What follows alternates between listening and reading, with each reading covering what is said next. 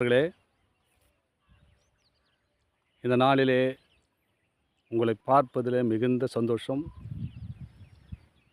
மனமகிழ்ச்சி. தேவன் இந்த நாளிலே உங்களோடு பகிர்ந்து கொள்ளும்படியாய் யோவான் 1 யோவான் 5ஆம் அதிகாரம் 4ஆம் வசனம் சொல்லப்படுகிறது.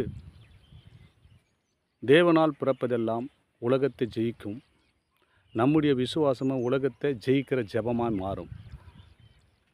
அதாவதுங்க, தேவன் நமக்கு ஒரு கட்டளை கொடுத்துருப்பார்.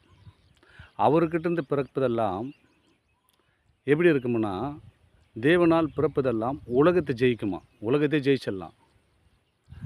ஆனால் இன்னொரு வார்த்தை பின்னாடி சொல்லுகிறாரு, உம்முடைய விசுவாசம், உம்முடைய ஜெபம் தேவனால் பிறப்பதால் உலகத்தை ஜெயிக்கும், நம்முடைய விசுவாசமோ, நம்பிக்கை, விசுவாசம், நம்ம ஒரு பொருள் மேலே, நம்ம குடும்பத்து மேலே அநேக காரியத்தில் நம்ம விசுவாசம் வைத்திருப்போம்.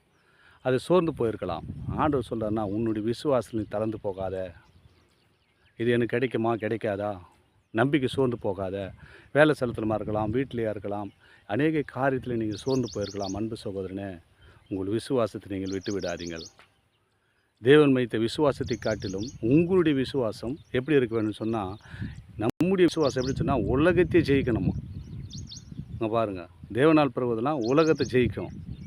நம்முடைய விசுவாசமே உலகத்தில் ஜெயிக்கிற ஜெபமாக மாறிடுமா. நம்ம ஜெபம் எப்படி மாறிடுமா, உலகத்தை ஃபுல்லாக ஜெயிக்கக்கூடிய ஜெபம்னா. அது உலகத்தை மட்டும் தான் ஜெயிக்கும். உலகத்தில் இருக்கிற எல்லாத்தையும் ஜெயமாக மாற்றக்கூடியது உங்களுடைய விசுவாசம், உங்களுடைய நம்பிக்கை. உங்கள் வாழ்க்கையில், உங்கள் குடும்பத்தில், உங்கள் வேலை ஸ்தலத்தில் எப்படியாப்பட்ட காரியமாக இருந்தாலும் பயப்படாதீங்க. இயேசு மேலே வச்ச நம்பிக்கையும் அதே போல் நீங்கள் விசுவாசத்தில் ஜெபிக்கும்போது, கேட்கும்போது நிச்சயமாக கர்த்தர் அதை செய்ய வல்லவராக இருக்கிறார். இந்த வார்த்தையை தொடர்ந்து பாருங்கள். கர்த்தருடைய வார்த்தையில் நிலைத்து நில்லுங்க, விசுவாசமாக இருங்க. விசுவாச நிலைக்கு இருக்கிறவனை பாக்கியவான் என்றார். விசுவாசத்தில் யாரும் நிலைச்சிருக்கேன், இன்றைக்கி நடக்கலையே, நாளைக்கு நடக்கலையே, சோர்ந்து போகாதீங்க. ஆண்டவர் என்ன சொல்கிறாருன்னா, நீ விசுவாசத்தில் நிலைச்சிரு மகனே, மகளே, நான் உன்னை வாய்க்க பண்ணுவேன்றார்.